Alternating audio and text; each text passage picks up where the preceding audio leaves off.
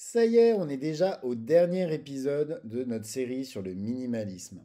Et pour bien clôturer cette première série, j'avais envie de dresser un bilan. Qu'est-ce que m'ont apporté ces 10 années vers plus de minimalisme? En fait, est-ce que ma vie, elle a vraiment changé par rapport à ce qu'elle était il y a 10 ans? Est-ce que je serais capable de revenir en arrière? Est-ce que j'aurais envie de me dire, ouais, bah finalement, j'arrête le minimalisme? Est-ce que c'est vraiment dur aussi d'assumer d'être minimaliste en 2023? Parce qu'en fait, tout le monde parle de minimalisme, mais c'est souvent plutôt perçu sous l'angle de la performance ou de l'optimisation personnelle. Et c'est pas du tout ma manière de voir les choses, hein.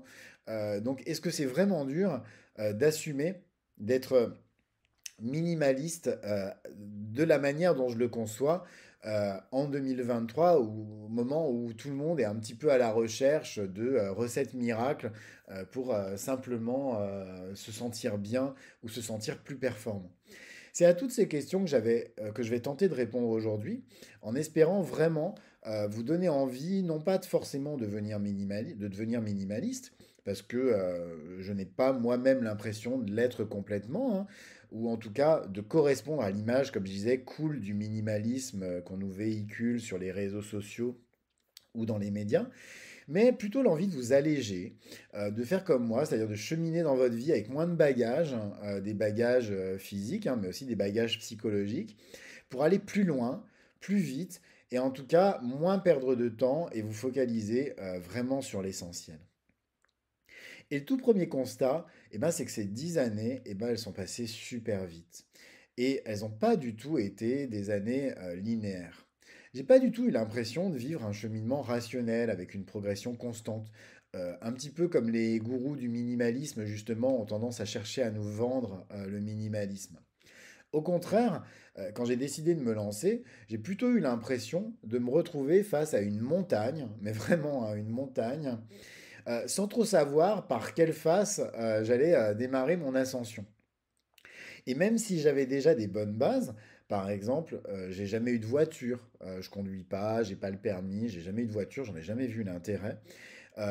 Ou alors, par exemple, j'ai toujours privilégié dans mon logement des choses très fonctionnelles. Alors même si j'ai eu des tocs d'accumulation, je vous en ai déjà parlé, néanmoins, j'ai toujours cherché à avoir un logement très fonctionnel et pas forcément à avoir, par exemple, un logement très luxueux, etc. J'avoue que je me sentais un peu perdu, d'autant plus que ce que je trouvais comme littérature sur le sujet du minimalisme, c'était franchement pas très excitant. En gros, tout était vu sous l'angle de l'optimisation personnelle, avec un gros biais vers la recherche de performance, comme je disais il y a un moment. Alors que moi, ce que je voulais, c'était simplement avoir un mode de vie plus en raccord avec mes valeurs et puis avec mes envies. C'est d'ailleurs pour toutes ces raisons hein, que j'ai commencé par alléger ma salle de bain avant tout le reste. Alors vous allez dire, mais pourquoi la salle de bain? En fait, j'étais déjà accro à la cosmétique naturelle et alléger ma salle de bain, c'était vraiment pour moi le plus intuitif, le plus naturel. C'est pas un hasard vous voyez, si vous allez dans les tréfonds du blog des chemins de la frugalité, vous allez voir beaucoup d'articles sur la cosmétique. C'est absolument pas un hasard. C'est vraiment parce que ça a vraiment été le premier sujet qui m'a passionné, au point même de structurer une partie de ma vie professionnelle, puisque pendant presque 3 ans, j'ai eu une activité artisanale. Alors que sur d'autres sujets, il m'a vraiment fallu donc résoudre des vrais problèmes personnels pour parvenir à alléger les choses.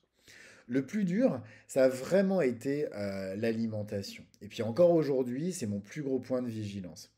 Pourquoi? Parce que la manière de m'alimenter, elle est vraiment liée en moi à des blessures très intimes qui ont nécessité un travail hyper spécifique.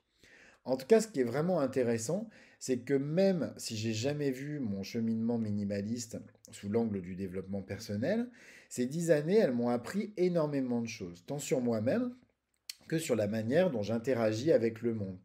Aujourd'hui, par exemple, je sais de manière précise ce que je veux et de quelle manière je veux l'obtenir. Et puis cette conviction hein, qui m'habite, d'être sur le chemin qui me convient, je la dois très clairement à toutes ces années de prise de conscience, parfois super difficiles. J'en parlais hier, notamment concernant, par exemple, le fait d'avoir couper les ponts avec les personnes toxiques qui étaient dans mon entourage. Donc il y a eu vraiment des moments très compliqués, mais ça a toujours été des moments qui ont été très structurants à terme. Le plus gros bénéfice de ces 10 années, également, c'est vraiment que je me suis jamais senti aussi bien physiquement. En fait, il y a 10 ans, j'étais super mal dans ma peau, avec plein de choses dans la tête que j'avais l'impression de devoir prouver. Et j'étais constamment en recherche de l'approbation des autres. J'avais des problèmes de poids hyper importants, hein, j'en ai déjà parlé à plusieurs reprises dans ce podcast. Et en fait, je passais mon temps à grossir, et puis ensuite à maigrir, et puis à regrossir ensuite. Donc je faisais des yo-yo terribles entre des poids où parfois je me retrouvais squelettique, et puis d'autres moments où au contraire j'explosais littéralement. Bref, mon corps, il était complètement épuisé. Et en fait, j'étais complètement épuisé intérieurement. Et je faisais bien entendu pas de sport parce que j'étais convaincu que j'avais pas de temps à y consacrer dans ma petite vie qui était déjà bien, bien remplie. Et puis, j'étais tellement fatigué de devoir supporter aussi ce corps que je maîtrisais pas. M'alléger, ça m'a vraiment permis d'agir sur tous ces plans. Même si ça a été compliqué, hein, comme je l'ai déjà dit, mon action sur mon assiette et sur mon alimentation en général, elle m'a vraiment permis de perdre du poids de manière durable. Et ça m'a donné les moyens aussi pour m'auto-réguler. Aujourd'hui, j'ai plus peur de prendre du poids parce que je sais ce dont mon corps a besoin. Et en fait, je sais aussi comment agir quand, par exemple, je fais un excès. Et ce qui fait que j'ai pas de problème à faire un excès. Je sais exactement comment agir. Ce qui fait que j'ai pas, comme plein de gens, des alimentations hyper draconiennes, etc. J'ai appris à être à l'écoute de mon corps et puis donc à me réguler. Ce qui fait que, en fait, aujourd'hui, j'ai un poids qui est nickel. De même, alléger mon temps, ça m'a vraiment permis de me rendre compte que j'avais beaucoup de temps pour faire du sport, contrairement à ce que je pensais. C'est ce qui me permet aujourd'hui donc de pouvoir me donner des objectifs sportifs ambitieux. Et c'est aussi ce qui me permet, à bientôt 50 ans, parce que j'ai bientôt 50 ans, j'ai 48 ans, donc la cinquantaine, on va dire qu'elle est quasiment là, hein, d'affirmer haut et fort que j'ai jamais été aussi en forme. Et c'est la vérité. Aujourd'hui, clairement, j'ai un corps athlétique que j'avais pas encore il y a 10 ans. J'ai un cardio à toute épreuve. Bref, j'ai jamais été aussi en forme. Je suis même plus en forme que certaines personnes de mon entourage qui ont 20, 25 ans. Et ça, vraiment, c'est, je trouve, une très très belle réussite de ces 10 années à m'alléger. Ce qui est important, c'est que même dans mes objectifs sportifs aujourd'hui, en tout cas, je ne cherche pas la performance. Mon objectif, c'est pas, par exemple, de faire un temps ou d'aller ou de faire un podium. Je sais que de toute façon, j'en serais absolument incapable. Et puis, je cherche absolument pas à en être capable. Je cherche que mon bien-être, en fait, c'est la seule chose que je recherche. Et en cherchant mon bien-être, eh ben, c'est aussi une manière que j'ai trouvé de me chercher moi-même.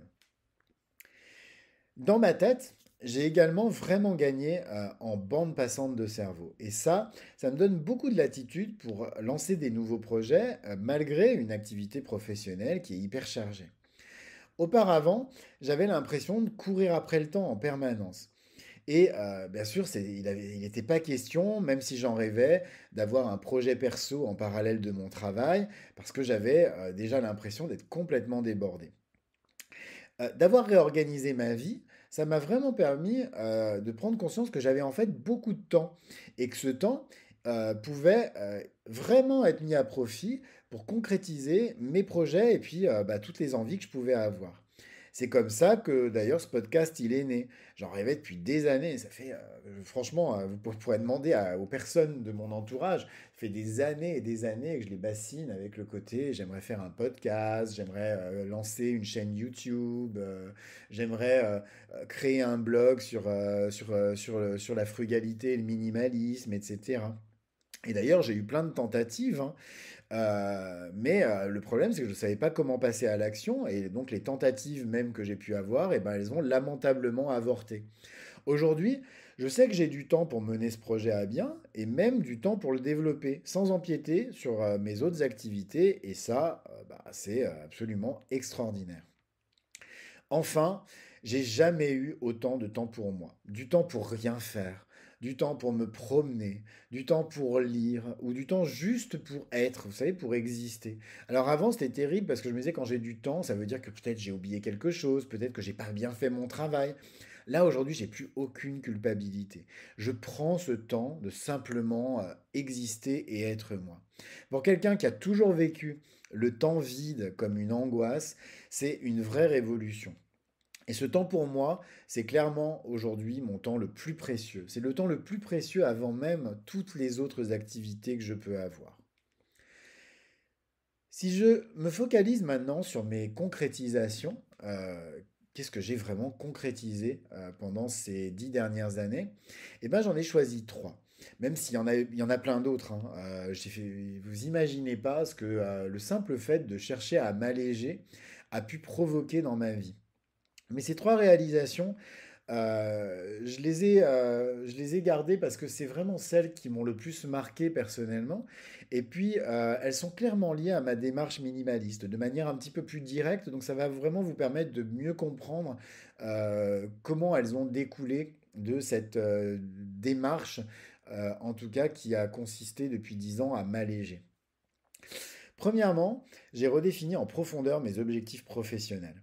Avant, dans les postes salariés que j'ai pu occuper, comme dans mes entreprises, hein, j'ai eu 4 entreprises, j'étais rongé par l'ambition et la recherche de performance.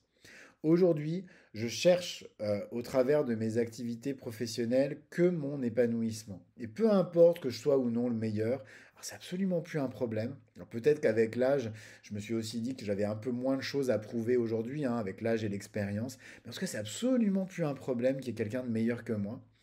Euh, et pareil, peu importe que je gagne ou non beaucoup d'argent. Ça aussi, j'ai aussi appris que l'argent, c'était absolument pas une condition au bonheur. Et en attendant, le fait d'avoir allégé, ben, j'ai pas besoin d'avoir beaucoup d'argent pour vivre. Et ça, c'est quelque chose, vous n'imaginez pas le soulagement que ça peut m'occasionner au quotidien. Deuxièmement, et je reviens sur ce point, je me sens enfin bien dans ma peau après des années et des années à être en souffrance. J'ai vraiment pris conscience que ce mal-être, il était lié à des schémas de pensée qui m'appartenaient pas et qui prenaient toute la place dans ma tête. Donc des schémas de pensée qui m'empêchaient d'être moi-même. Ce ménage dans ma tête, il m'a aidé à comprendre ce qui était important pour moi et ce que je devais préserver quoi qu'il en coûte. Enfin, troisièmement, j'ai compris que pour devenir la personne que je voulais être, quelle qu'elle soit, j'avais besoin de temps. Et qu'avec du temps, j'avais la possibilité d'atteindre tous les objectifs que je souhaitais. Comme je le dis souvent, on peut vraiment devenir qui on veut dans la vie. Oui, vous avez quelle que soit votre envie, vous avez vraiment la possibilité de devenir qui vous avez envie d'être. Par contre, il faut y consacrer du temps. Il n'y a pas de miracle en fait. Il faut bosser. Et donc, il faut être capable de mobiliser du temps pour atteindre ses objectifs. Aujourd'hui, justement, bah, je suis focus sur mes objectifs, qu'ils soient professionnels ou personnels. Et surtout, j'ai arrêté de me laisser polluer. On est aujourd'hui en 2023. À quoi est-ce que bah, elles vont ressembler les 10 prochaines années? Eh ben franchement, les 10 prochaines années, j'en ai aucune idée. En fait, j'avoue que je m'en fous un petit peu de ce à quoi vont ressembler les 10 prochaines années. Déjà, je vous cache pas que, étant donné qu'on vit dans un monde un petit peu incertain, que ce soit les équilibres politiques, économiques ou tout simplement la crise climatique qui est quand même à nos portes, hein, il faut quand même se le dire à un moment. On n'a pas beaucoup parlé encore de climat sur ce podcast, mais je pense que ça va être un moment très intéressant d'en parler parce que moi je vous invite vraiment, si vous ne l'avez pas déjà fait, à lire les rapports du GIEC, hein. On a vraiment une vraie crise climatique qui est là à nos portes et qui nous met en péril, nous, êtres humains, en tant qu'espèce. Donc, très clairement, oui, il y a aujourd'hui, même si dans ces 10 années, je sais il y a des vrais défis à surmonter, mais en attendant, j'ai pas vraiment envie de me projeter non plus sur ces 10 années. Je sais que, en tout cas à titre personnel, je sais que le chemin vers encore plus de simplicité et de frugalité, ce qui est certain, c'est qu'il fait que commencer. Et que justement me projeter encore plus en avant, ça sert pas à grand-chose sur ce chemin-là. Autant je peux vraiment réfléchir et essayer de travailler par rapport à toutes ces questions d'urgence, etc., plus sociétales qui sont là et qui sont vraiment à nos portes, autant à titre personnel, me projeter sur ce que je vais être dans 10 ans, c'est absolument ridicule. La seule chose qui est importante et paradoxalement va me permettre, j'en suis convaincu, de réaliser des grandes choses, c'est de me concentrer sur ce que je fais aujourd'hui et la manière dont j'avance et je progresse au quotidien. Typiquement, le fait de savoir ce que je vais être dans 10 ans, eh ben, c'est conditionné au fait, par exemple, de tous les jours avoir ma routine d'écriture, de tous les jours travailler mes épisodes de podcast, faire en sorte que mes épisodes au fil du temps, il soit meilleur et encore meilleur. Le fait de progresser sur plein de choses. Bref, ce que je fais aujourd'hui, c'est vraiment ça qui va conditionner la manière dont je vais avancer et ce que je vais devenir dans les années qui viennent et donc forcément dans les 10 prochaines années. Cet épisode des chemins de la frugalité, eh ben, il est maintenant terminé. Comme d'habitude, ben, je vous invite, si vous aimez mon podcast, à vous y abonner et à lui mettre 5 étoiles sur votre plateforme de podcast préférée.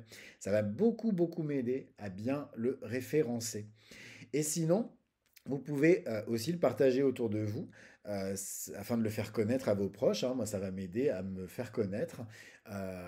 Donc, si vous avez des personnes autour de vous qui pourraient être intéressées, enjoy, n'hésitez pas à le partager.